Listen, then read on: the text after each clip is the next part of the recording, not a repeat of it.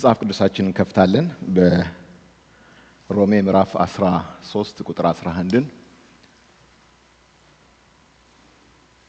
ሁላችንም ተነስተን አብረን እናነባዋለን። ጌታ ይባርካችሁ።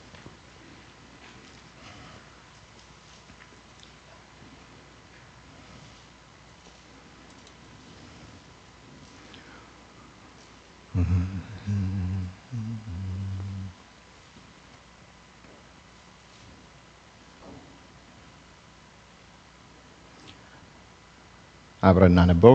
ሮሜ 13 ቁጥር 11 ከእንቅልፍ የምትነሱበት ሰዓት አሁን እንደደረሰ ዘመኑን እወቁ። ካመንበት ጊዜ ይልቅ መዳናችን ዛሬ ወደኛ ቀርቧልና። እንግዲህ አሁን እንዳመለከ ሰው ድምጻችሁን ወጣ አድርጉና ደግሞ ጌታ ይባርካችሁ። አብረን እናነበዋለን። ከእንቅልፍ የምትነሱበት ሰዓት አሁን እንደደረሰ ዘመኑን እወቁ። ካመንበት ጊዜ ይልቅ መዳናችን ዛሬ ወደኛ ቀርቧልና። ጌታ ይባረክ። ከእንቅልፍ ተነሳ፣ ከእንቅልፍሽ ተነሺ፣ ወይም ከእንቅልፍ እንነሳ በሉ እስቲ እዛው ሳትቀመጡ ጎናችሁ ያለውን ሰው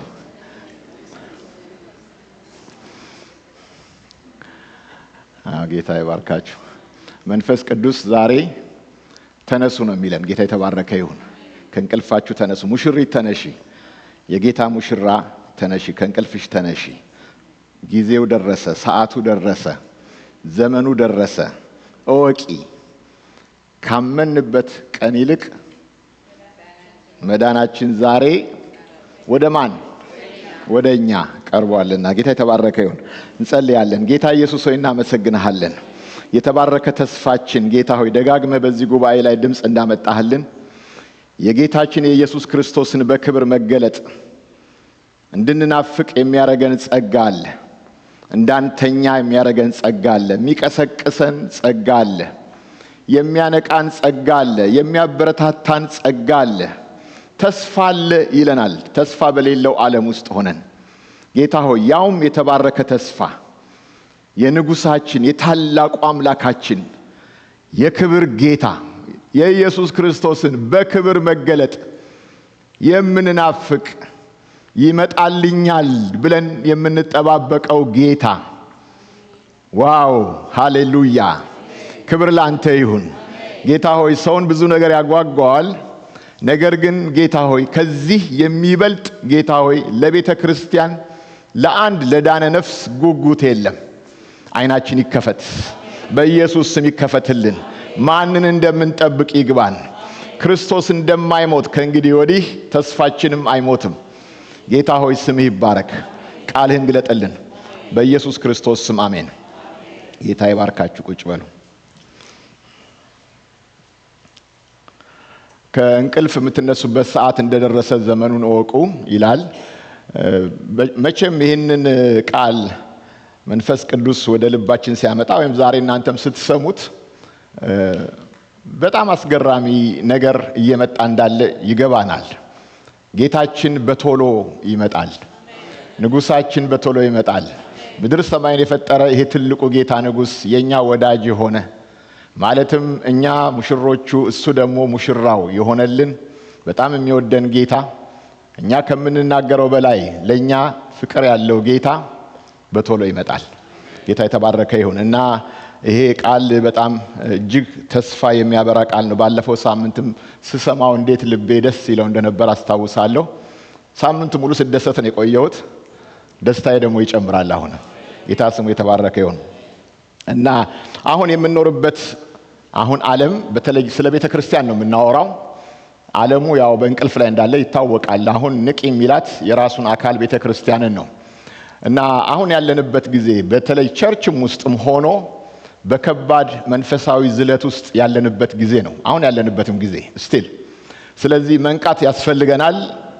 በጣም ይሄ አስፈላጊና የምናደምቀው የምናሰምርበት መልእክት ነው። ዝም ብለን እንደዋዛ ሰምተን የምንለቀው ነገር እንዳይሆን አደራላችኋለሁ በጌታ ፍቅር እና ንቁ ስትባሉ መንቃት ያስፈልጋል። መንቃት ምን ማለት ነው? እንደ እግዚአብሔር ቃል እንነጋገራለን። ጌታ የተባረከ ይሁን። ከባድ ዝለት ውስጥ ነው ያለነው። ከባድ የሥነ ምግባር ብልሹነት፣ የሞራል ውድቀት ውስጥ ነው ያለነው። አሁን ያለንበት ዘመን ይሄ በጣም እጅግ ክፉ ዘመን፣ ጨለማ ዘመን ነው የሚባለው በእግዚአብሔር ቃል ላይ። በሌላ አነጋገር እጅግ የሚያስጨንቅ ዘመን ብሎም ደግሞ ይናገረዋል። ዘመኑ አስጨናቂ ዘመን ነው። ምክንያቱም ዓለም ከእውነት በራቀች ቁጥር፣ ከጌታዋ በራቀች ቁጥር ከባድ ተቃርኖ ውስጥ ነው ከእግዚአብሔር ጋር እየተጣላች ነው የምትሄደው። ስለዚህ ዓለማችን ከእግዚአብሔር በተለየች ቁጥር በከባድ ቀውስ ውስጥ ነው ያለችው። ዓለም ሰክራለች። ጥሩ ነገር መጥፎ ሆኗል፣ መጥፎ ነገር ጥሩ ሆኗል አሁን። እና ሰውን የሚጎዳው ነገር እንደ መልካም ነገር፣ እንደ ጀግንነት፣ እንደ ጥሩ ነገር ይቆጠራል።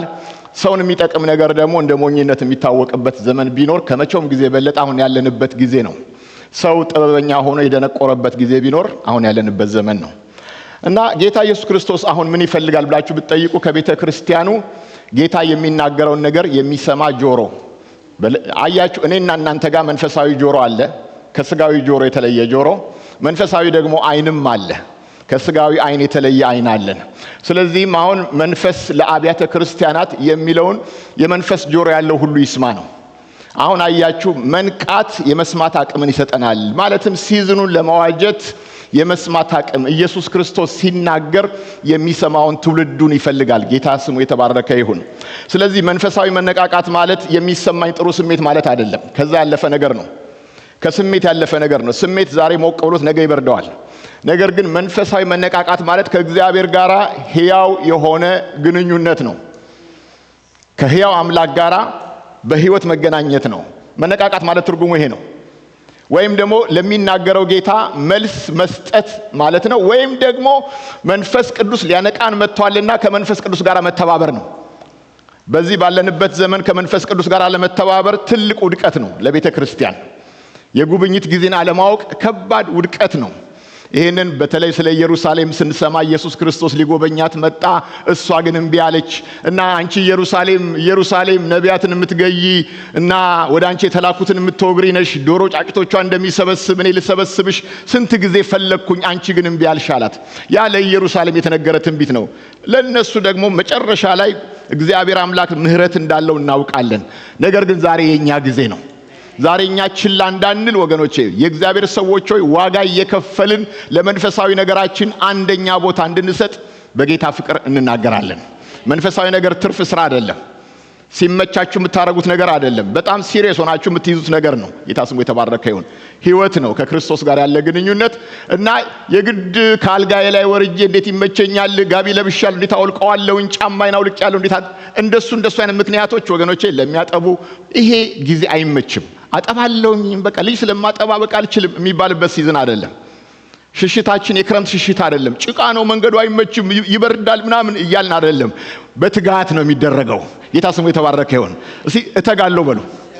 እተጋለሁ። ምንም ምክንያት የለም ላለመትጋት ወገኖቼ። ዝናብ ነው፣ ጎርፍ ነው፣ አይመችም፣ ንፋሱ ነው፣ ብርዱ ነው ምናምን፣ እሱን ሁሉ ሰብሮ ነው የሚታለፈው። ምክንያቱም ጥሪያችን ሰማያዊ ጥሪ ነው። ጌታ ስሙ የተባረከ ይሁን።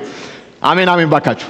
ጌታ የተባረከ ይሁን እና አሸንፉ ወገኖቼ። ዋጋ እየከፈላችሁ መንፈሳዊነታችሁን ጠብቁት። ምክንያቱም ዋጋ ያሰጣችኋል። ሽልማት አለው፣ ሪዋርድ አለው።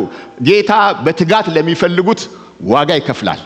ስለዚህ በእምነት በትጋት ዕለት ዕለት የጌታን ነገር እየፈለግን መንፈሳዊ ሕይወታችንን እያዳበርን መምጣት አለብን። ከጌታ ጋር ያለን ግንኙነት የሕይወት ግንኙነት መሆን አለባት። ሙሽሪቷ ጌታዋን እንደምትጠብቅ ማስረጃዋ መንፈሳዊነቷ ነው።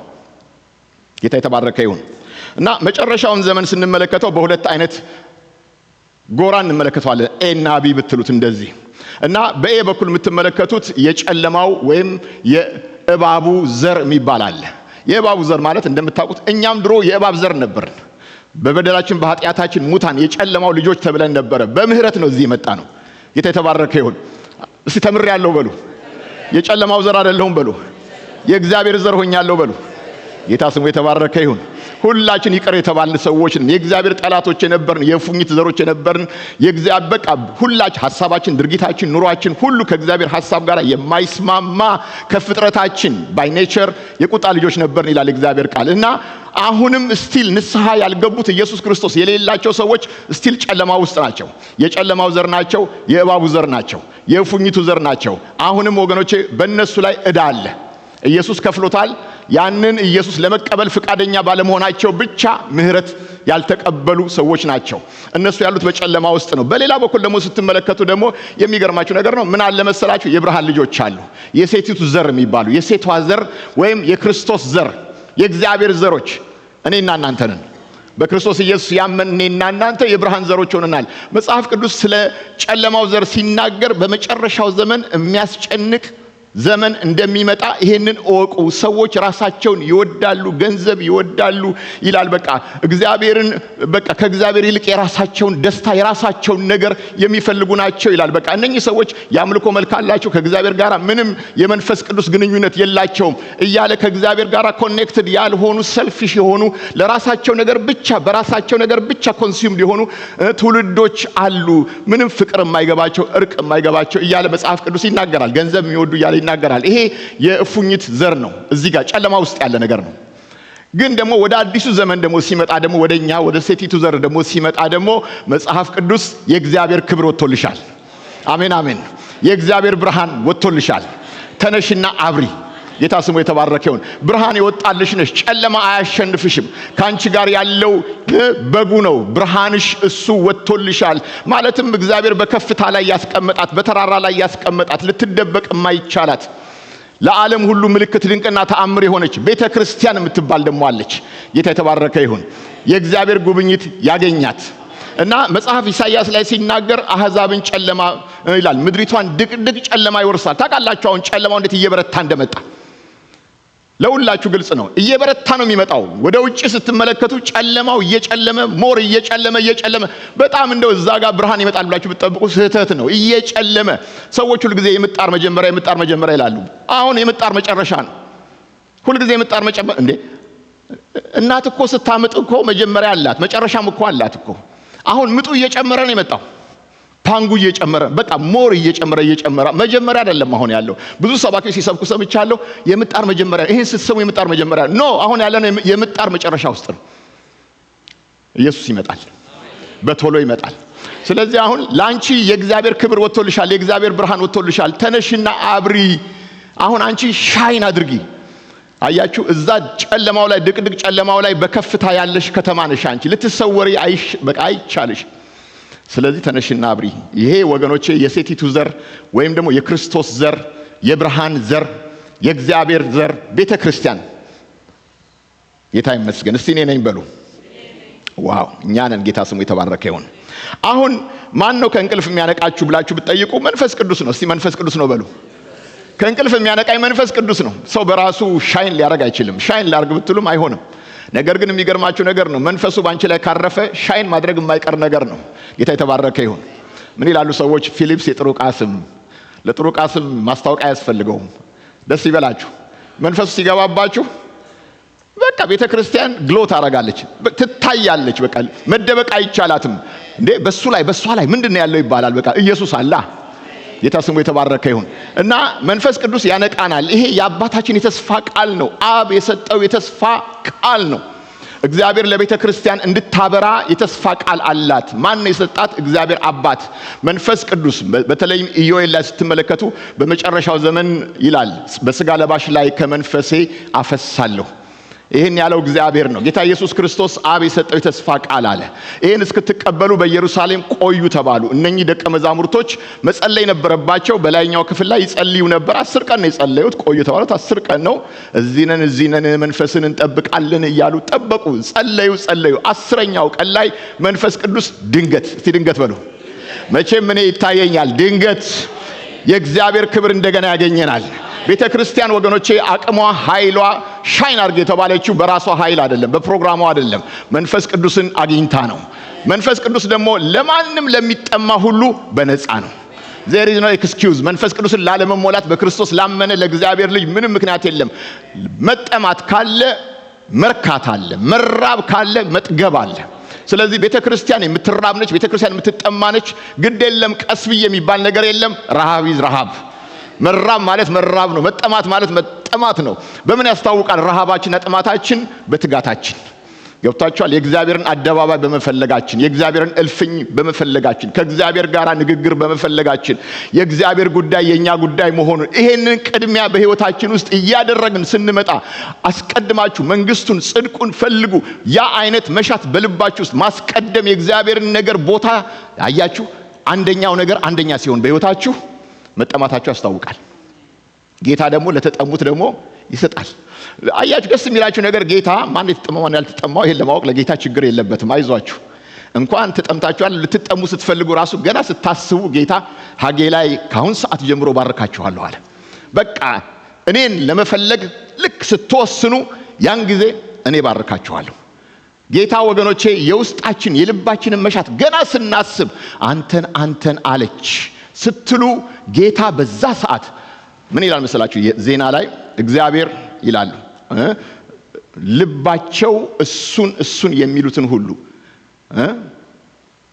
ሙሉን ጥቅሱን ባላስታውሰው አይኖቹ በምድር ላይ ሁሉ ይመለከታሉ። ለምን ይመለከታሉ? በልባቸው ውስጥ እሱን የሚሉትን ሊያጸናቸው፣ ሊያበረታቸው፣ በክብሩ ሊያገኛቸው፣ በመንፈሱ ሊያገኛቸው ጌታ አይኖቹ በምድር ላይ ሁሉ ይመለከታሉ። የሰው ያለህ የሚል ነው ጌታ ኢየሱስ። የሚሻኝ ያለህ በክብር እገናኘዋለሁ። ልክ ባሪያዬ ዳዊትን አገኘሁት የደስታን ዘይት ቀባሁት እንደሚል ቀኜ ትረዳዋለች፣ የአመፅ ልጅ በሱ አይጠቀምም አለ አይደለም? እግዚአብሔር አምላክ አገኘሁት ይበላችሁ። በኢየሱስ ስም አገኘሁት ይበላችሁ። ያግኘን ጌታ ስሙ የተባረከ ይሁን። የተስፋው ቃል ለኔና ለእናንተ ነው። መጽሐፍ ቅዱስ ኢዮኤል ላይ የሚናገረው በመጨረሻው ዘመን ይላል በቃ በስጋ ለባሽ ላይ ከመንፈሴ አፈሳለሁ ካለ በኋላ ሴቶችና ወንዶች ልጆቻችሁ ትንቢት ይናገራሉ፣ ሽማግሌዎቻችሁ ህልምን ያልማሉ፣ ጎበዞቻችሁ ደግሞ ራእይን ያያሉ። በመጨረሻው ዘመን ምንድነው? መንፈስ ቅዱስ ይመጣል። ሲመጣ ደግሞ ራሱን በእኛ ህይወት ማኒፌስት ያደርጋል በልዩ ልዩ መንገድ፣ በትንቢት፣ በመገለጥ፣ በራእይ፣ በፈውስ፣ በድንቅ፣ በተአምራት የእግዚአብሔርን ቃል በኃይል እንዲወጣ ለሰዎች ምስክር በመሆን ጌታ ስሙ የተባረከ ይሁን። በርህራሄ፣ በምህረት፣ በምክር፣ በድንቅ፣ በተአምራት መንፈስ ቅዱስ በልዩ ልዩ መንገድ ራሱን መልቲ ከለር የሆነ ውበት አለው መንፈስ ቅዱስ ወደኛ ጋር ሲመጣ። ስለዚህ መንፈስ ቅዱስ እሱ እንደፈለገ በእኛ ህይወት መንቀሳቀስ ይጀምራል። ምንድነው ዓላማ ብላችሁ ብትጠይቁ ኢየሱስን ማክበር፣ ኢየሱስን ማሳየት። ጌታ ስሙ እሱ ስለኔ ይመሰክራል። ታውቃላችሁ በቃ መንፈስ ቅዱስ ያገኛችሁ አንዱ ትልቁ ስራችሁ ምንድነው? ቢዚ የምትሆኑት ጌታ ኢየሱስን በማሳየት ነው። ጌታ ስሙ የተባረከ ይሁን። ኢየሱስን ጌታ የተባረከ ይሁን።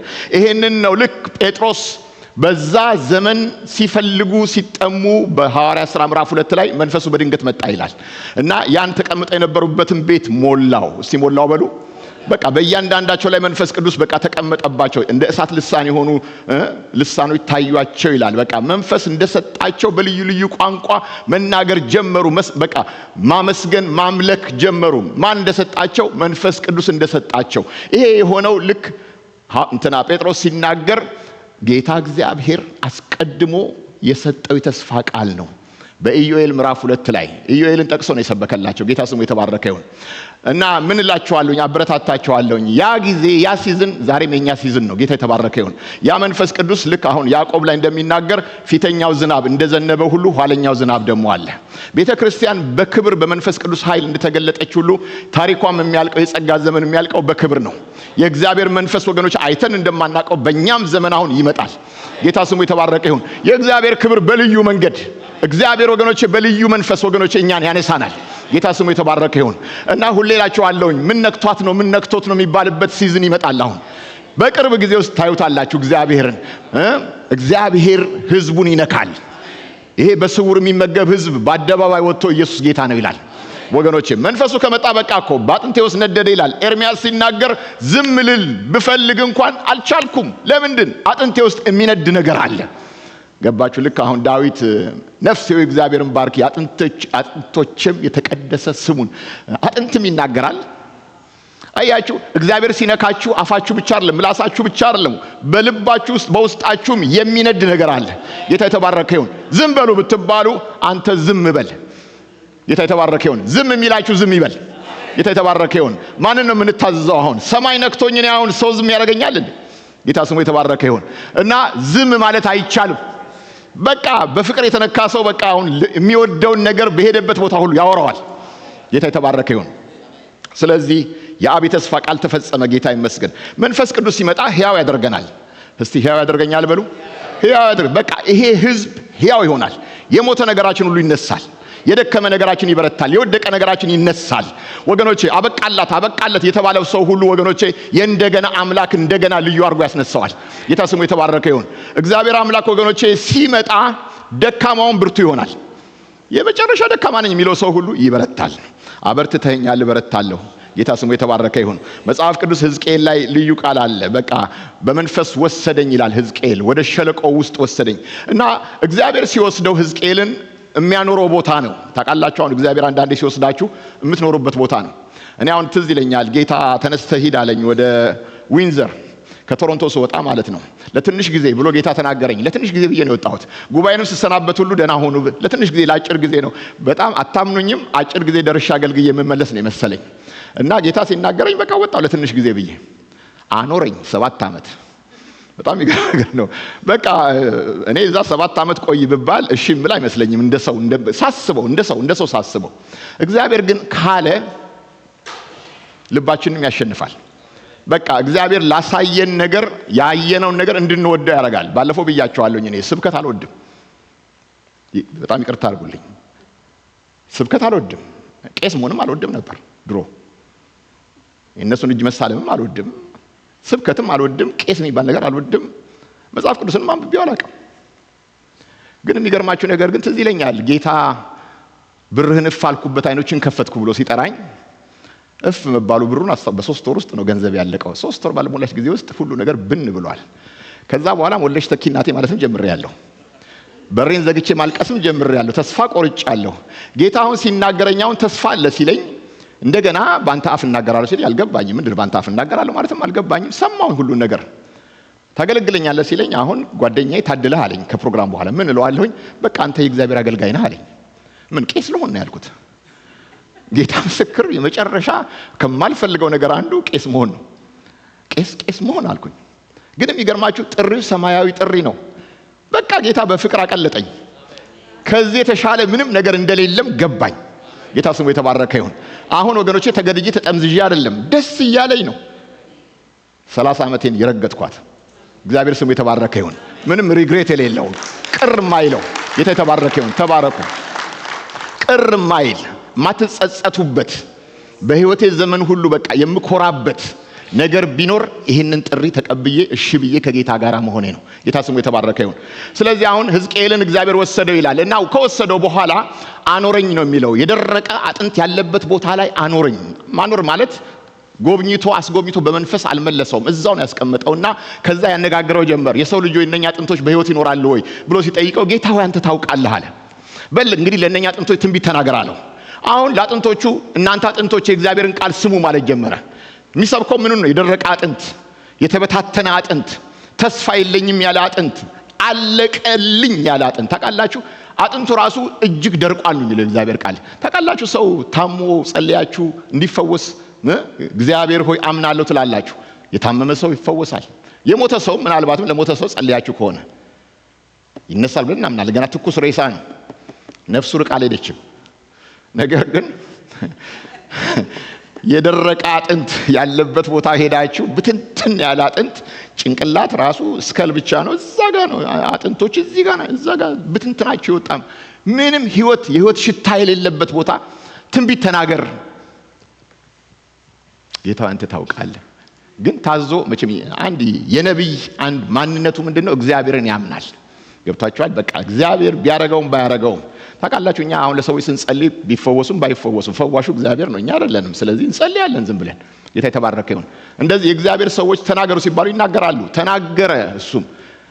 ከዛ ነውጥ ሆነ ይላል። ነውጥ ሆነ፣ አጥንት ከአጥንት ጋራ ተፈላለገ። ታውቃላችሁ የእጅ አጥንት ሄዶ ጭንቅላት ላይ መጥቶ አልተሰካም። ቦታው ጋር ሄዶ ካካካካካካ በቃ ይሄ ልክ እንደ ሮቦት እንትን። ጌታ የተባረከ ይሁን። ግጥምጥምጥምጥም ብሎ ከዛ በኋላ ምንም አይነት ህይወት አያችሁ፣ ጅማት አለው፣ ስጋ አለው፣ ቁርበት አለው፣ ለብሷል። የሰው አይነት ፎርም አለው። ያ የደረቃን ተገጣጥሞ የሰው ኢሜጅ አይነት ሰርቷል። ነገር ግን ምንም ህይወት አልነበረባቸውም። ስለዚህ አሁን ሕዝቅኤል አሁን የሚቀጥለው ምንድነው? ለንፋሳት ትንቢት ተናገር። ለሰሜን ንፋስ፣ ደቡብ ንፋስ፣ ምስራቅ ምዕራብ ንፋስ ትንቢት ተናገር። ተናገርኩ። ንፋስ፣ መንፈስ፣ ገባባቸው ይላል። ሲገባባቸው በቃ ታላቅ ሰራዊት ሆኖ ቀጥ ብሎ ቆሙ ይላል። ደስ አይላችሁም? እግዚአብሔር ባካችሁ ክብር ስጡት። እግዚአብሔር ታላቅ ሰራዊት ሆኑ። እኔ አምላኬ ምን አይነት አምላክ እንደሆነ ስመለከት በጣም የሚገርማችሁ ነገር ነው። ይሄ እኮ አምላክ ነው። የኔና የናንተ አባት፣ የኔና የናንተ አምላክ የሞተ የደረቀ የተበታተነ ተስፋ የለውም የተባለን ነገር የሚቀሰቅስ አምላክ ጌታ ስሙ የተባረከ ይሁን። በህይወት የሚያኖር እግዚአብሔር ጌታ ስሙ የተባረከ ይሁን። ስለዚህም እንዳዘዘኝ ትንቢት ተናገርኩ፣ ትንፋሽ ገባባቸው፣ ሕያዋንም ሆኑ፣ እጅግ ታላቅ ሰራዊት ሆኑ ብሎ ይናገራል። ጌታ ይመስገን። እግዚአብሔር አምላክ ይሄንን ያደረገው በእኔና በእናንተ ህይወት ሙታኑን ሲቀሰቅስ ጌታ ምንም ተስፋ ያልነበረን ሰዎች ነን። ገባችሁን? ያንን ሂስቶሪካል የሆነውን የሕዝቅኤልን የሸለቆውን ጉዳይ አይደለም። እኛም በበደልና በኃጢአት ላይፍለስ የነበረ የደረቀ አጥንት የተበታተነ በምንም አይነት መንገድ ይህን አይነት ህይወት የእግዚአብሔር ህይወት አልተባለልንም። ግን የሚገርማችሁ ግን እግዚአብሔር በምህረቱ መጣ፣ ይህን ተአምር አደረገ። ጌታ ስሙ የተባረከ ይሁን። አሁን እግዚአብሔር ወገኖቼ አሁን ተነሳ ንቃ ብሎ ሲናገር እንዴት ነው የሚያነቃኝ ብላችሁ አትጠይቁም? እንዴት ነው የሚቀሰቅሰኝ? መጽሐፍ ቅዱስ ወገኖቼ የሚጀምረው ከንስሐ ነው። እግዚአብሔር ጌታ ኢየሱስ ክርስቶስ የእግዚአብሔር መንግስት ሲሰብክ የእግዚአብሔር መንግስት ቀርባለችና ምን በሉ አለ? ንስሐ ግቡ። ገባችሁ ነገሩ? አንድ አማኝ የሚባለው ንስሐን ሲያውቅ ነው። ንስሐ ማለት መመለስ ማለት ነው። ንስሐ ማለት ሪፔንት እንደገና አስብ። ምን መሆንህ ነው? አንተ ሰው አስብ እንጂ ወደ ነው የምትሄደው? አስብ፣ ቀኝ ኋላ ዙር፣ ተመለስ። ጌታ ይመስገን። አያችሁ አሁን በቤተ ክርስቲያን ውስጥ ሰው ንስሐን ካላወቀ ህይወትን ማወቅ አይችልም። ስለዚህ መጀመሪያ እግዚአብሔር የሚናገረን ንስሐ፣ መንፈስ ቅዱስ ትልቁ ስራው ሰዎችን መጀመሪያ ንስሐ እንዲገቡ ነው የሚያደርገው እና እሱ መጥቶ ስለ ኃጢአት፣ ስለ ጽድቅ፣ እንደገናም ስለ ፍርድ ዓለምን ይወቅሳል ብሎ ይናገራል። ስለ ንስሐ ብሎ ሲናገር በእኔ ስለማያምኑ ነው ይላል። በእኔ ስለማያምኑ ማለትም መንፈስ ቅዱስ ምን ይላል መሰላችሁ? ንስሐ ግቡ። ኢየሱስ ክርስቶስ ከሌለህ ህይወት የለህም። ክርስቶስ ካለ ግን ህይወት አለ። በክርስቶስ አለማመን የዘላለም ሞት ነው፣ ዕዳ ነው። ስለዚህም በክርስቶስ ለማያምኑት ንስሐ እንዲገቡ ጌታን እንዲቀበሉ የሚያደርግ መንፈስ ቅዱስ ነው። እንደገናም ደግሞ መጽሐፍ ቅዱስ ሲናገር ደግሞ ስለ ኃጢአት በእኔ ስለማያምኑ፣ ስለ ጽድቅ ደግሞ የዚህ ምን አለ ጌታ ኢየሱስ ክርስቶስ? ወደ አባቴ ስለሚሄድ ነው። ወደ አባቴ ሄዳለሁኝ። ምን ማለት ነው? ጌታ ኢየሱስ ክርስቶስ ስራውን ጨርሼ፣ የእናንተን ስራ ጨርሼ ወደ አባቴ ሄዳለሁ። ጽድቁ እሱ ነው። በሌላ አነጋገር መንፈስ ቅዱስ ያለ ክርስቶስ ምንም ጽድቅ የሚባል ነገር የለም። ጽድቅ መታሰብ ያለበት ከክርስቶስ ጋር በጌታ ስናምን እሱ የኔና የናንተ ጽድቃችን ይሆናል። መጽሐፍ ቅዱስ ሲናገር ወገኖቼ በገዛ ስጋው በገዛ ደሙ ነው ወደ ቅዱሰ ቅዱሳን የገባው። ለማን ነው የገባው? ለኛ ገባልን። እሱ እኮ ድሮም እኮ መብት እኮ ነው። ክርስቶስ የእግዚአብሔር ልጅ የሆነው በመብት ነው። እኛ የእግዚአብሔር ልጆች የሆነው በምህረት ነው። ልዩነቱ እሱ ነው። እግዚአብሔር ምሮን ልጆቹ አደረገን። ክርስቶስ ግን ከጥንት ከዘላለም ጀምሮ በአባቱ ዘንድ ክብር ነበረው። የእግዚአብሔር ልጅ ነው፣ ራሱም እግዚአብሔር ነው። ወደ ታች የወረደው እኛን ወደ ላይ ለማውጣት ነው። ስለዚህ መጽሐፍ ቅዱስ ስለ ጽድቅ ሲናገር ምንድነው የሚናገረው? ኢየሱስ ክርስቶስ ወደ አባቴ እሄዳለሁ። ምን ሊያደርግ ነው የሚሄደው? ኢየሱስ ክርስቶስ ቀድሞ ሊገባልን፣ ስጋውን ቆርሶ ደሙን አፍስሶ ሊገባልን፣ ስለዚህም ጽድቃችን ሊሆንልን። አያችሁ ኢየሱስ ክርስቶስ አሁን ስለገባልን እኮ ነው እኔና እናንተም አክሰሱ ያለን እግዚአብሔር ውስጥ ገብተን አባባ አባዬ መንፈስ ቅዱስ ሮሜ 8 የኔ አባት ለማለት የቻላችሁት ይሄ አክሰስ የመጣው ክርስቶስ ጽድቃችን ሆኖ ነው። ጌታ የተባረከ ይሁን። ሌላው የሚገርማችሁ ስለ ፍርድ ነው። ስለ ፍርድ ማለት የዚህ ዓለም ገዢ ተፈርዶበታል ይላል። የዚህ ዓለም ገዢ ተፈርዶበታል ማለት ሰይጣን ተፈርዶበታል። ሰይጣን ወገኖቼ ከዚህ በኋላ የንስሐ ጊዜ የለውም። አጋንንቶች የንስሐ ጊዜ የላቸውም። ጥቂት ጊዜ እንደቀረው አውቆ በታላቅ ቁጣ ወደ ምድር ወረደ ይላል። ወደ ምድር የወረደበት ምክንያት አሁን እሱ ተፈርዶበታል። ሌሎች የሚፈረድባቸውን ሰዎች ሊያታልል ነው ምድር ላይ የሚመጣው። እዚህ የሚመጣበት ምክንያት ይሄ ነው፣ ሊያታልል ነው። በቃ ሰዎች ወደ ኢየሱስ ክርስቶስ እንዳይመጡ ያለውን መንገድ ያደርጋል። የማይፈነቀለው ድንጋይ የለም። አሁን ትልቁ ቅናቱ፣ ትልቁ ቁጣው በታላቅ ቁጣ ወረደ ማለት ምንድነው? እኔና እናንተ አሁን እድል አለን ንስሐ ገብተን ወደ እግዚአብሔር ለመመለስ። በሮቹ ክፍት ናቸው፣ እጆቹ የተዘረጉ ናቸው። ነገር ግን የሚገርማችሁ ነገር ነው ግን ሰይጣን ንስሐ ጊዜ የለውም። በሌላ አነጋገር እዚህ ላይ ሲናገር ስለ ፍርድ የሚለው ቃል የዚህ ዓለም ገዢ ተፈርዶበታል። ምን ማለት መሰላችሁ? የዚህ ዓለም ገዢ አድራሻው መጨረሻ ላይ እሳት ባህር ነው። ለዘላለም እሳት ባህር ነው አድራሻው። አሁን መንፈስ ቅዱስ የሚለን ምንድነው? በጌታ በኢየሱስ ክርስቶስ አለማመን ከሚፈረድበት ሰይጣንና ከአጋንንቱ ጋራ ወዳችሁ ፈቅዳችሁ ትሄዳላችሁ ነው። ለዚህ ነው እግዚአብሔር በሕዝቅኤል ላይ ስለምን ትሞታላችሁ ለምን አትመለሱም የሚልበት ምክንያት። ጌታ ስሙ የተባረከ ይሁን። ስለዚህ ስለ ፍርድ የዚህ ዓለም ገዥ ተፈርዶበታል። ስለዚህ መንፈስ ቅዱስ አሁን በዚህ አይነት መንገድ ይወቅሳል። ዓለምን እየወቀሰ ሰዎችን ወደ ክርስቶስ ያመጣል። ጌታ ስሙ የተባረከ ይሁን። ሰው ታዲያ ንስሐ ካልገባ ወደ እግዚአብሔር ሊመለስ አይችልም። ጌታ ይመስገን። አሁን በበዓለ ሃምሳ በተባለው ቀን መንፈስ ቅዱስ በድንገት መጣ። በድንገት ሲመጣ የሰራው ስራ ይሄ ነው። ጴጥሮስ በሰበከ ጊዜ ንስሐ ግቡ ነው ያላቸው። ሰዎቹ ንስሐ ገቡ፣ ወደ ጌታም ተመለሱ። ጌታ ይባረክ። ኢየሱስ ክርስቶስን ተቀበሉ፣ ዳኑ። ቁጥራቸው 3000 የሚያህል ነበሩ ይላል እግዚአብሔር ቃል። ታዲያ ምንድን ያላቸው ጴጥሮስ ሲናገራቸው ከዚህ ክፉ ከዚህ ጠማማ ትውልድ ራቁ። በቃ ከጠማማ ትውልድ ጋር በቃ አሁን ምስጉን ነው በክፎች ምክር ያልሄደ፣ በዋዘኞች ወንበር ያልተቀመጠ፣ በአመፀኞች መንገድ ያልቆመ። እንደዛ ታውቃላችሁ። በቀላሉ አሁን በክፎች ኢንፍሉዌንስድ የማይሆን ሰው የተባረከ ሰው ነው። ከክፉና ከጠማማ ትውልድ ራቁ። በቃ ንስሐ ከገባችሁ ንስሐ እንደገባ ሰው ተመላለሱ። በቃ ሙሽሪት መንፈስ ቅዱስ ነው የሚያነቃት። ጌታ ስሙ የተባረከ ይሁን። ታዲያ በዛን ጊዜ ሐዋርያቶችን ስትመለከቱ ከፍርሃት በራቸውን ዘግተው ፈርተው ከተቀመጡበት ክፍል ያወጣቸው መንፈስ ቅዱስ ነው። ከፍርሃት ወደ ድፍረት፣ ዝም ከማለት ወደ መመስከር፣ ኢየሱስ ክርስቶስን በአደባባይ በሰዎች ሁሉ ፊት ለመመስከር አቅም ያገኙት መንፈስ ቅዱስ መጥቶ ነው። ጌታ ስሙ የተባረከ ይሁን። ታዲያ ወገኖቼ ስንነቃ እኔና እናንተ ወደ ፍቅር ዓለም ነው የምንገባው። ወደ ፍቅር ዓለም እንገባለን። ወደ ቀደመው ፍቅር እንመለሳለን። እስቲ መለሳለሁ በሉ። አያችሁ፣ ቤተክርስቲያን አሁን መፈተሽ ያለባት አንዱ ትልቁ ነገር በፍቅር ነሽ ወይ ነው። አሁን ኤፌሶን ቤተክርስቲያን ምንድነች? አሁን እቺ ቤተክርስቲያን የቀደመውን ፍቅር የተወች ነች። መጽሐፍ ቅዱስ ሲናገር ስራሽን አውቃለሁ፣ ድካምሽን አውቃለሁ ይላታል ጌታ ኢየሱስ ክርስቶስ።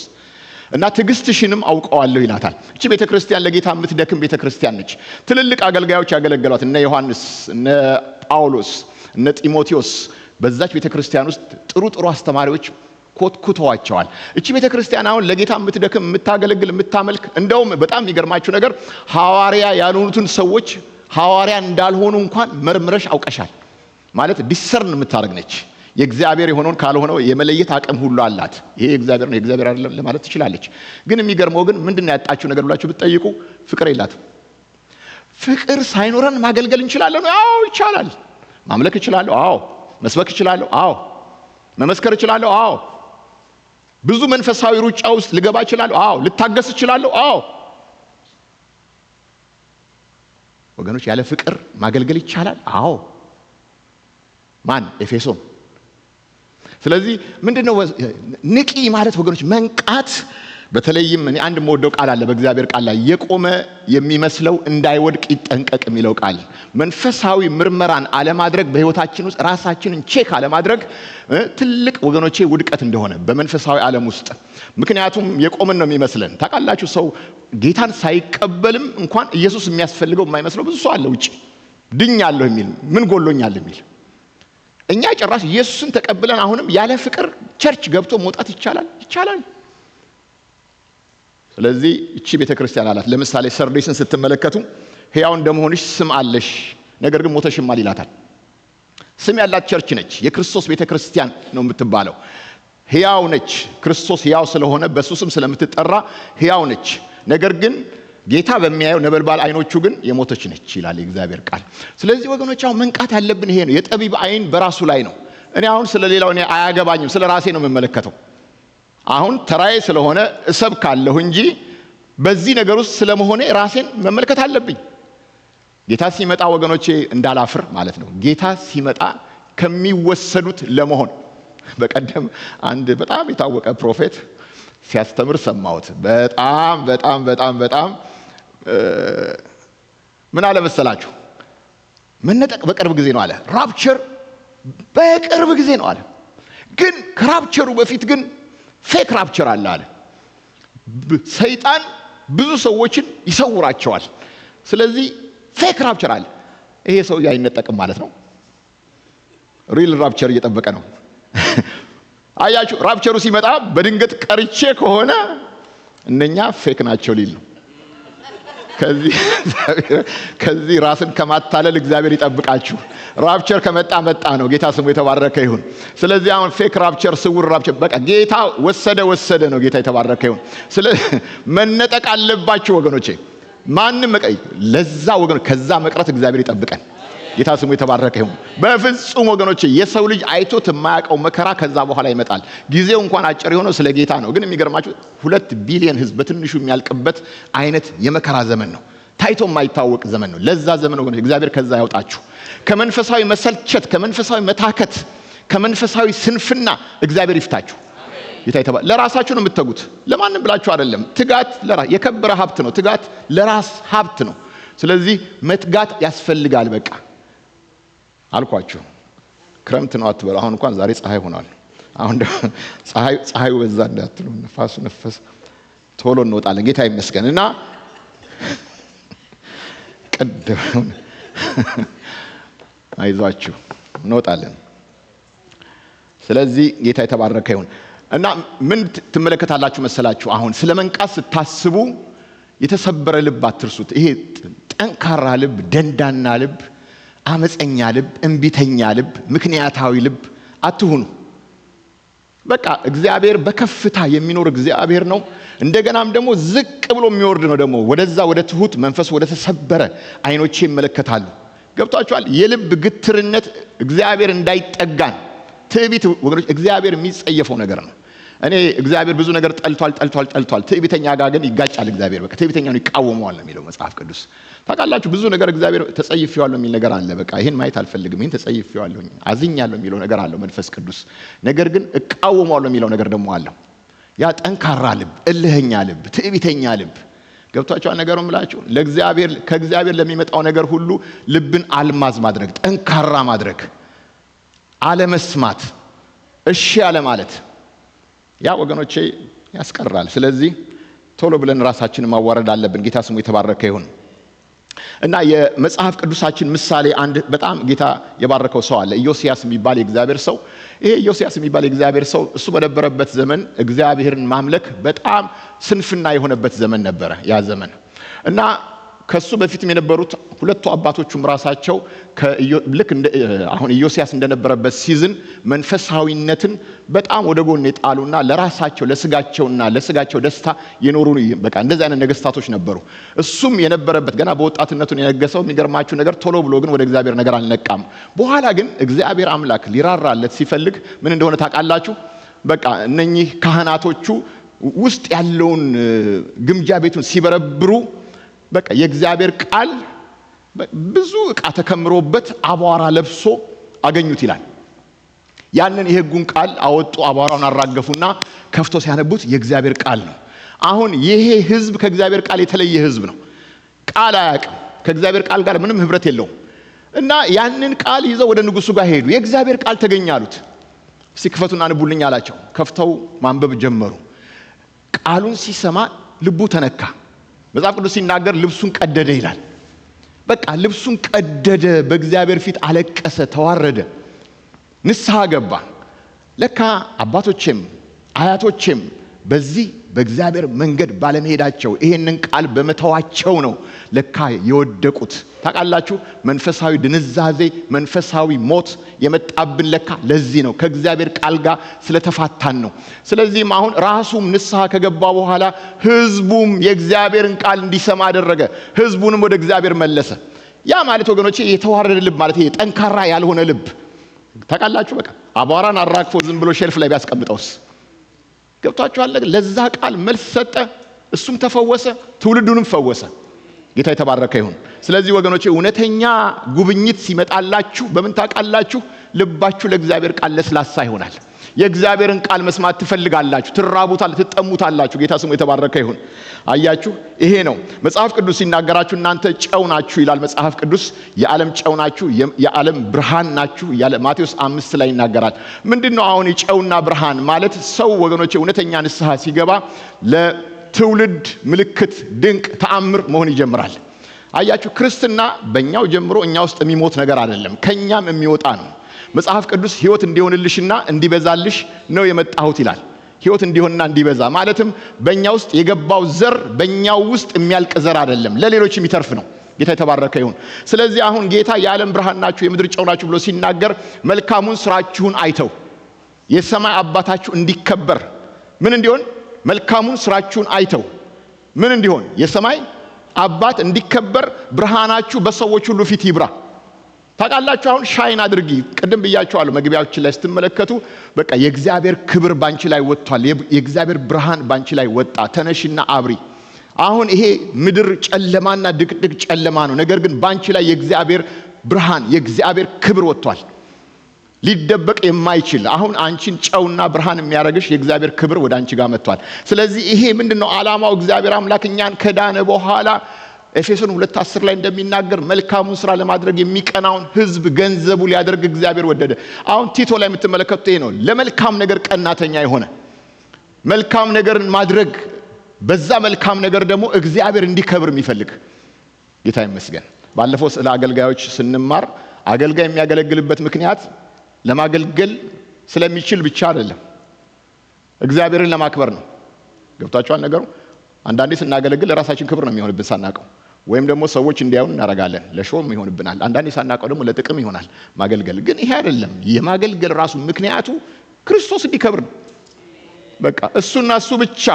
አያችሁ ጌታ እኮ ልባችንን ነው የሚያየው የምንለው ለዚህ ነው። ልባችንን ነው የሚያየው ማለት ምንድነው? የሚንቀሳቀስ እጄንና እግሬን አይደለም ጌታ የሚመለከተው፣ ምን አይነት ነገር እያደረኩ እንደሆነ ፖፖፖፖ ሚል ልቤን ነው የሚያየው ጌታ።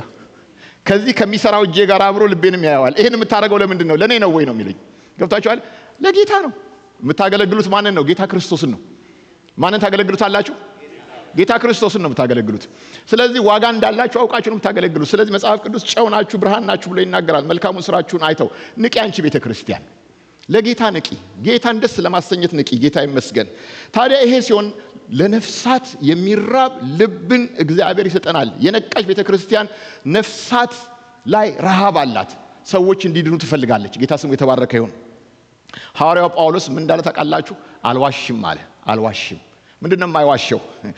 በስጋ ዘመዶቼ ስለሆኑ ስለ አይሁዶች ማለቱ ነው፣ ስለ ወንድሞቼ ከክርስቶስ ተለይቼ እኔ ራሴ የተረገምኩ እንደሆነ ጸልይ ነበር ይላል። ምን አይነት ስለ አይሁዶች እኔ ከእግዚአብሔር ተለይቼ ልረገም አለ። ልክ ሙሴ ከሕይወት መዝገብ ደምስሰኝ፣ እነሱን አድናቸውና እኔን አጥፋኝ። ይሄ እኮ ማለት እኮ የክርስቶስ ልብ እኮ ነው። ልቀቋቸው እነሱ ይፈቱ፣ እኔን ግደሉኝ እንዳለ ኢየሱስ ክርስቶስ። ታውቃላችሁ መቼም ጌታም አይገላችሁም። ጌታ ስሙ የተባረከ ይሁን። የዛን ያህል ግን በውስጣችሁ ግን የነፍሳት ፍቅር እናንተ ውስጥ ይገባል። በቃ የክርስቶስ ልብ አለን፣ የጌታ መንፈስ አለን፣ የክርስቶስ ሐሳብ ነው ያለን እኛ ብለን ስንናገር ረሃባችን ጥማታችን ምንድነው? ነፍሳት እንዲድኑ። ቤተ ክርስቲያን ስትነቃ ወገኖቼ ራእይ አላት። አሕዛብን ለርስትሽ የምድር ዳርቻን ለግዛትሽ እሰጥሻለሁ። ይሄ ለመሲሁ ብቻ አይደለም፣ ለቤተ ክርስቲያንም ነው። ትውልድን ውረሽ። ያውልሽ ያልዳነው ትውልድ ወደ አንቺ፣ ነገስታቶች እንኳን ሳይቀሩ ወደ አንቺ ክብር ጸዳል ይመጣሉ ነው የእግዚአብሔር ሐሳብ። መጨረሻ ላይ የሚገርማችሁ ነገር ምርኮ በምርኮ ነዶ በነዶ ላይ ነው። እግዚአብሔር አምላክ ሼክ ያደርገዋል ይሄንን ዓለም። እግዚአብሔር አምላክ ሲናገር ክብሩ ሲመጣ አንድ ጊዜ ምድርን ብቻ አይደለም አለ። በሙሴ ጊዜ ምድር ተናውጧል። ተራሮች እናንተ ተራሮች ምን ሆናችሁ? ጌታ ሲመጣ ዘለላችሁ። ተራራዋ ራሷ ክብሩ ሲመጣ ዘለለች። አሁን ግን ክብር ሲመጣ ግን ምንድነው የሚሆነው? ተራራው ብቻ አይደለም ሰማዩም ይዘላል። የእግዚአብሔር መንፈስ ወገኖቼ ሲመጣ ሰማይ ይተባበራል ቤተ ክርስቲያን። ይሄ ህዝብ ወገኖቼ እግዚአብሔር ከሱ ጋር የሆነ ህዝብ ነው ከኛ ጋር። እኛም ውስጣችን ራእዩ አለ፣ ይጸነሳል። ለነፍሳት ውስጣችን ፍቅር እግዚአብሔር ይሰጠናል። ይሄን ያደርጋል። ልክ ጳውሎስ የተረገምኩ ልሁን እነሱ ይድኑ ዘንድ እንዳለ እግዚአብሔር ሆይ እነኚህ በውጭ ያሉት ጌታ እግዚአብሔር ሆይ ስለ ታላቁ ስምህ አድናቸው፣ አድናቸው። እነኚህ እፉኝት የተባሉትን እኛም ድሮ ነበርን፣ በምህረት ወጥተናል። እባክህን ጌታ እግዚአብሔር ሆይ ህዝብ አድን። ኢየሱስ አያችሁ መጽሐፍ ቅዱስ ሲናገር የማስታረቅ ቃል በእኛ ውስጥ አኑሯል። ጌታ ስሙ የተባረከ ይሁን። ከእግዚአብሔር ጋር ታረቁ የምንል እኛ ነን። ጌታ ይመስገን። እኛ የክርስቶስ አምባሳደሮች ነን። መጽሐፍ ቅዱስ ሲናገር ታውቃላችሁ ሰማይን ወክለን የምናገለግል ሰዎች እንደሆንን። ይኸውላችሁ መቼም ይሄን ባወራላችሁ ትንሽ ማጋነን ይመስላችኋል። ከመላእክት ይልቅ የተከበረ ትውልድ ይሄ ትውልድ ነው። ታውቃላችሁ እኛ እንደሆን ታውቃላችሁ። ከመላእክቶች ይልቅ መጽሐፍ ቅዱስ ከመላእክ ልጅ እንደሌለው እግዚአብሔር ዕብራውያን ምዕራፍ 2 አነቡት። እኛ ግን በክርስቶስ ልጆች ነን፣ ከመላእክት ማንም ወራሽ እንደሌለው ታውቃላችሁ። ወራሽ የተባለ እኛ ግን ከክርስቶስ ጋር አብረን ወራሾች እንደሆነ ታውቃላችሁ። እግዚአብሔር ለኛ የሰጠው ቦታ ከመላእክቶችም አስበልጦ እንደሆነ መላእክቶቹን ላንተ ያዝልሃል መጽሐፍ ቅዱስ እንደሚናገር። ጌታ ስሙ የተባረከ ይሁን። እግዚአብሔርን በሚፈሩ ሰዎች ዙሪያ መላእክቶች ይሰፍራሉ። ጌታ ምስክር። ትላንትና ማታ በተኛሁበት ትልቅ መንፈሳዊ ውጊያ ውስጥ ነበርኩኝ። በጣም የሚገርማችሁ ነገር መናፍስቶች፣ ያው ጁዲ ነበረች፣ ከተኛንበት ስንቀሰቀስ ጠላት እንዲና እንዲህ ያሰፈስፋል። በጣም ደስ የሚለኝ ደግሞ ምን ነገር እንዳለ ታውቃላችሁ? እነኝህን ፈርተን ትጥቅ አንፈታም። ከነሱ ይልቅ ከኛ ጋር ያለው ይበልጣል። እኛ እኮ ወገኖቼ እኮ መላእክቶች ስለኛ የታዘዘልን ሰዎች ነን። ጌታ ስሙ የተባረከ ይሁን። እግዚአብሔር አምላክ እነሱ መዳን ለሚወርሱ የሚያገለግሉ መናፍስቶች ናቸው። ይሄም ምላችሁ እንድትታበዩ አይደለም፣ ሃምብል ሁኑ። ነገር ግን እግዚአብሔር ግን የሰጣችሁ ቦታ ግን የእግዚአብሔር ልጅ የሚለው ቃል የክርስቶስን ክብር በእኛ ውስጥ ማስቀመጥ ትልቅ ትልቅ ትልቅ ቦታ ነው። ጌታ ስሙ የተባረከ ይሁን።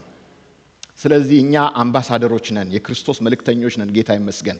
ስለዚህ አሁን መጽሐፍ ቅዱስ ሲናገር ተግባራዊ እምነታችንን ተመልከቱ። አሁን ተግባራዊ እምነታችን ብዬ ስናገር ምን ማለቴ ነው? ጳውሎስ በተሰሎንቄ ባገለገለ ጊዜ ከባድ የሃይማኖት ተቃውሞ መጣበት እና እነኚህ ተቃዋሚዎች ሲመጡበት ህዝቡን አነሳሱና ሊይዙ ማን ነው የሚባለው ሰውዬ ተሰሎንቄ ውስጥ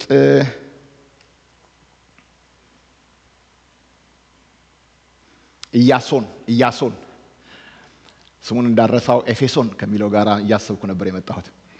ኢያሶን የሚባል ሰው ያረፉት ኢያሶን ቤት ነበረ እና እዛ ቤት አርፈው ከተማዋን በወንጌል አገለገሉ። ከተማው ለወንጌል መልስ ሰጠ። ይሄንን የሃይማኖት ሰዎች ባዩ ጊዜ በጣም ተቆጡ፣ ተናደዱ፣ ተበሳጩ።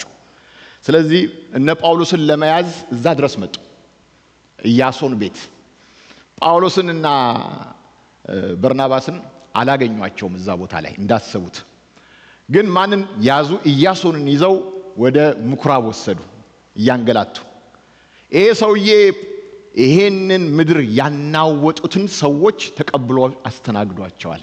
መጽሐፍ ቅዱስ ሲናገር ዓለምን ያወኩ እነዚህን ማን ናቸው? ዓለምን ያወኩት ወንጌል ስለሰበኩ፣ ፍቅር ስለሰበኩ፣ መዳን ስለሰበኩ ዓለምን ያወኩ ሰዎች። እግዚአብሔር ዓለምን የምታወኩ ያድርጋችሁ። ጌታ ስሙ የተባረከ ይሁን። ወንጌልን ስለተመሰከረ ዓለምን ያወኩ ሰዎች እነሱን ተቀብሎ አስተናግዷቸው እዚህ ቤት አርፈው ነው ወንጌል የሰበኩት ብለው ኢያሶንን ይዘው እንደሄዱ ትመለከታላችሁ። አሁን መንፈስ ቅዱስ እኛ ጋር ሲመጣ አንዱ ትልቁ ስራ ምን እንደው ታውቃላችሁ? ነፍሳትን እንመሰክራለን። ኢየሱስ ያድናል። ታውቃላችሁ አሁን ሰይጣን ይቆጣል። አሁን ዓለምን ያወኩ እነኚህ ናቸው ይላል። ጌታ የተባረከ ይሁን። ስለዚህ ተግባራዊ ነገር አለን። ጌታ ስሙ። አሁን በመጨረሻ ላይ ሐሳቤን ጠቀለልኩላችሁ። ኢየሱስ ክርስቶስ ይመጣል። ጌታ ይመስገን። ቤተ ክርስቲያን ከእንቅልፏ የምትነቃበት ምክንያት አሁን በፍቅር ተሞልታ የነፍሳት ሸክም ኖሯት እንደገናም ደግሞ ወጣ ደግሞ እወርሳለሁ ማለቷ ብቻ አይደለም። እንደዚህ ወገኖች ስራፈት ሳትሆን ፍሬቢስ ሳትሆን የጌታን ሐሳብ እያገለገለች ኢየሱስ ክርስቶስ ለሷ ይመጣል። ለተዘጋጀችዋ ቤተ ክርስቲያን ይመጣላታል። ጌታ ስሙ የተባረከ ይሁን። መጽሐፍ ቅዱስ ሲናገር እንደ ሌባ እመጣለሁ ነው ያለው። እስቲ በሉት እንደገና፣ እንደ ሌባ እመጣለሁኝ። ታውቃላችሁ ሌባ በስንት ሰዓት እንደሚመጣ? ጥሩ እንቅልፍ በምተኙበት ሰዓት ያውቀዋል። ያን ጥሩ ዲፕ የሆነ እንቅልፍ የሚይዛችሁን ሰዓት። ቀን ቀን የምትሰሩ ከሆነ ማታ ማታ በደንብ ትተኛላችሁ። ማታ ማታ ደግሞ የምትሰሩ ከሆነ ስንት ሰዓት ላይ ጥሩ እንቅልፍ እንደሚወስዳችሁ ያውቃል። ጠላት ወገኖች የእንቅልፍ ሰዓትን በደንብ ቆጥሮ ነው የሚመጣው። በምን ሰዓት በቃ በር ሰብሬ እገባለሁ። ጌታ ኢየሱስ ክርስቶስ ወገን እንደ ሌባ አለ እንጂ ጌታ ሌባ አይደለም። አሁን ጌታ የሚመጣባቸው ሰዎች አሉ። የሚመጣባቸው ሰዎች እንደማን ናቸው? ያንቀላፋቸዋ ቤተክርስቲያን፣ የተኛቸዋ ቤተክርስቲያን። ታውቃላችሁ መንፈሳዊ ቀዝቃዛነት ወይም መንፈሳዊ ለብታ የእንቅልፍ ምልክት ነው። ሁለቱም እንቅልፎች ናቸው። እና አሁን ማቴዎስ 25ን ብታነቡ 10 ደናግሎች ነበሩ ይላል። 10ሩም ደናግል ታውቃላችሁ የክርስቶስ ሙሽሮች ማለት ነው፣ ቸርች ማለት ነው። 10ሩም እንቅልፍ አላቸውና ተኙ ይላል። 10ሩም ስንቱ አልኳችሁ? 10ሩም። የሚገርማችሁ ነገር በኋላ ግን 5ቱ ነቁ ይላል። እንግዲህ ታውቃላችሁ አሁን ከ10 ሙሽራ ግማሹ ተኝቷል፣ ግማሹ ነቃ ይላል። እና ቸርችን የሚቀሰቅሳት ነገር ምንድነው ብላችሁ ብትጠይቁ የእግዚአብሔር ቃልና መንፈስ ቅዱስ ነው። እኛን የሚቀሰቅስ ሌላ ነገር የለም። ታውቃላችሁ ጭቅጭቅ አይቀሰቅሳችሁም። ነገር ግን የእግዚአብሔር ቃል ከሆነ ግን ይቀሰቅሳል። ሙሽራው ከሆናችሁ ሪል ሙሽራ ከሆናችሁ ቃል ልባችሁን ይነካል፣ መንፈሱ ልባችሁን ይነካል። ስለዚህም ከእንቅልፍ የምንነሳበት አቅም የሚመጣው ከቃሉና ከመንፈሱ ጋር ስንሆን ነው። እና እንደ ሌባ ጌታ ይመጣል። አሁን 5ቱ ነቁ፣ ተዘጋጅተዋል። ጌታ ይዟቸው ገባ። 5ቱ ግን ዘይት ፍለጋ ወጡ ይላል። በኋላ እንደገና በር አንኳኩ ይላል። ክፈትልን ጌታ ሆይ ክፈትልን። ጌታ እውነት እውነት እላችኋለሁ አላውቃችሁም አላቸው። ለምንድን ያላወቃቸው? አልተዘጋጁም። መንፈሳዊ ነገር ህይወታቸው አልነበረም። ከጌታ ጋር ኮኔክሽኑ አልነበራቸውም። ቅድም ብያቸዋለሁ። መንቃት ማለት ምን ማለት ነው? ምን ማለት ነው መንቃት ማለት? አሁን ፈተንኳችሁ። መንቃት ማለት ምን ማለት ነው? መንቃት ማለት ከጌታ ጋር የህይወት ግንኙነት ነው። መንቃት ማለት ከመንፈስ ቅዱስ ጋር የሆነ ኮኔክሽን ነው። በመንፈስ ቅዱስ የሆነ መንቃት ማለት ነው። መንቃት ማለት ደግሞ ጌታ ለሙሽራው ሲናገር ሙሽራው አቤት እሰማለሁ ምትል ነች። የነቃሽ ቤተክርስቲያን እሷ ናት። ጌታ ለሚናገራት ለምንድን ጌታ ይናገራል? ለህዝቡ ይናገራል። ስለዚህ ቸርች ትሰማለች ኢየሱስ ክርስቶስን። ያ መንፈሳዊ ጆሮ አላት። ስለዚህ በዚህ ቦታ ላይ ስትመለከቱ እነኛ 5ቱ ተኝተዋል። ጌታን አይሰሙም። ገብቷቸዋል። ከጌታ ጋር ህብረት አልነበራቸውም። ከጌታ ጋር ምን መንፈስ ቅዱስን ምን እንደሆነ አያውቁትም። ስለዚህም እነኚህ ወገኖቼ ሊዘጋጁ ነው ጌታ ሲመጣ። ነገር ግን የተዘጋጁትን ጌታ ይዞ እንደገባ ትመለከታላችሁ። መጽሐፍ ቅዱስ ሲናገር ጌታችሁ በምን ሰዓት እንዲመጣ አታውቁምና፣ ጌታ በምን ሰዓት እንደሚመጣ አታውቁምና ከእንግዲህ ንቁ። አያችሁ፣ ሰዓቱንና ቀኒቱን አታውቁትም። ሲዝኑን ነው የምታውቁት። በቃ ነፍሰ ጡር ሴት 9ኛው ወር እንደሞላት ታውቃለች። 9ኛው ወር ላይ የምወልድበት ወር ነው ትላለች። ነገር ግን ቀንና ሰዓትን አታውቅም፣ እንደ ዘመናችን ሲ-ሴክሽን ውስጥ ካልገባች በስተቀር።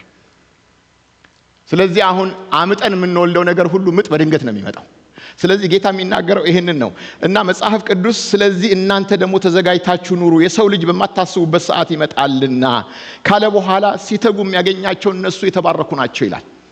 እነማን ናቸው የተባረኩት? ሲተጉ የሚያገኛቸው፣ የእግዚአብሔር ቃል የሚያተጋቸው፣ መንፈስ ቅዱስ የሚያተጋቸው፣ በጸሎት የሚተጉ፣ ጌታ ይባረክ፣ በአምልኮ የሚተጉ፣ በመሰብሰብ የሚተጉ።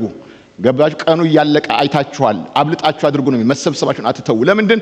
ፍቅር መስጠትና መቀበል የሚቻለው ከሰው ጋር ስንገናኝ ነው። አንዳንድ ጊዜ ቴሌቪዥን እኮ እያየሁ ነው ትላላችሁ። ከቴሌቪዥን ጋር ህብረት አለን እንደኛ? ቴሌቪዥን እኛን ሀግ ያደርገናል? ደህና ነው መንፈሳዊ ህይወትህ እየበረታ ነው ይለኛል እንዴ? ሰው ከጉብዝ ጋር ህብረት አለው እንዴ? እንዴት ነው ወገኖች? እና አንዳንድ ሰዎች አይ ቴሌቪዥን ይበቃል የሚሉ ሰዎች አሉ። በቲቪ ህብረት አለን እኛ በጌታ እርስ በርሳችን ህብረት፣ ከጌታ ጋር ህብረት አለን። እንደገና እርስ በርሳችን ይሄ ቀኑ ሲያልቅ እያያችሁ አብልጣችሁ አድርጉ ነው የሚለው እግዚአብሔር ቃል። ጌታ ስሙ የተባረከ ይሁን። እና መጽሐፍ ቅዱስ ሲናገር የተጉትን ብሎ ይናገራል። ጌታችን በመጣ ጊዜ ይላል መጽሐፍ ቅዱስ ሲተጉ የሚያገኛቸው እነዛ ባሪያዎች የተባረኩ ናቸው ይልና እውነት እውነት እላችኋለሁ ታጥቆ በማዕድ ያገለግላችኋል። ማን ነው የሚያገለግለን? ራሱ ጌታ ነው የሚያገለግለን። ታጥቄ ያገለግላችኋለሁ። ኢሳይያስ 25ን አንቡት እስቲ። ትልቁ የበጉ ሰርግ አለ። ራእይ 19 ላይ ታገኙታላችሁ። ወደ በጉ ሰርግ የተጠሩ የተባረኩ ናቸው። ሙሽሪት ራሷን አዘጋጅታለች፣ ለበጉ ሰርግ ተዘጋጅታለች። ደስ ይበለን ሐሴት እናድርግ፣ ቸርች ተዘጋጅታለች ይላል። አሁን ጌታ ታጥቄ ነው የማገለግላቸው ብሎ ይናገራል። መላእክቶቹ አይደለም የሚያገለግሉን፣ ራሱ ጌታ ነው የሚያገለግለን። ኢሳይያስ ላይ እንደውም ያረጀ ቅልጥም ይላል። ያረጀ የወይን ጠጅ፣ የሰባ ቅልጥም። እኔ እውነቴን ነው የምነግራችሁ። ሰው የሰራው እንኳን ራሱ እንኳን እንዴት ነው የሚጣፍጠው? የሰው ድግስ ቀምሳችኋል አይደለም? ጭልፋ የሚያጣምም የሰው ድግስ ራሱ አያስደስታችሁ? እንዴት ተዘጋጅተው እንደሚመጡ። የጌታስ ጌታ ኢየሱስ እና ማወራላችሁ አሁን ስለ በቃ የበግ ስጋ ምናምን ያልኳችሁ አይደለም፣ ግን ምን አይነት ድግስ፣ ምን አይነት በዓል እንደሰባ አንበሳ የሚያስፈነጨን ምን አይነት ዝግጅት ጌታ እንዳለው በቃ አስቡ። ለሚወዳት ሙሽራው ጌታ ኢየሱስ ክርስቶስ ጌታ ስሙ የተባረከ ይሁን። ስለዚህ ዘመን የምንዋጀው ለዚህ ነው። ዘመን የምንገዛበት ምክንያት ለጌታ እያንዳንዱ ቀን ላይ ጌታ የሚከብርበትን ነገር እያሰብን የምንፈጽምበት ምክንያት ለዛ ቀን እየተዘጋጀን መሆኑን ስለምናውቅ ነው። ጌታ የተባረከ ይሁን። መንፈስ ቅዱስ ባስቀመጠው ኮንቪክሽን ዛሬ ጠዋት እንዲህ ጋር ስወጣ ከአንድ ወንድም ጋር ነበርኩና አንድ ሰውዬ ከዛ ሮጦ መጣና ፕሊስ ለዳቦ የሚሆን ስጠኝ አለ። እንዴ ይሄ የኔ መክሊትስ ቢሆን አለና ኪሱን በረበረና እዚሁ ትቆየኛለህ ፕሊስ አድርሰኝ ባንክ አለ። ጌታ ኢየሱስ ይባርከው። እኔ ተዋል አልኩትም። ጌታ ኢየሱስ ይባርከው። ስለዚህ ሄዶ ያደረገውን ነገር አደረገ። ታውቃለህ አለኝ። እኔ አጋጣሚ የሚባል ነገር ለኔ የለም አለ። የተጎሳቆለ ሰው መብላት ፈልጎ እንዲህ ዳቦ እየለመነኝ ማለፍ አልፈልግም አለ። ምን ይታወቃል? ይሄ መክሊቴ ሊሆን ይችላል። ጌታ ይባርካችሁ። ስለዚህ ሌሊቱ አለፈ፣ ቀኑም ቀረበ። ከእንግዲህ የጨለማውን ስራ እናውልቀው ይላል። ስለዚህ አሁን የጨለማ ልብስ አለ። አሁን ቢጃማ የማታ ልብሴ ነው።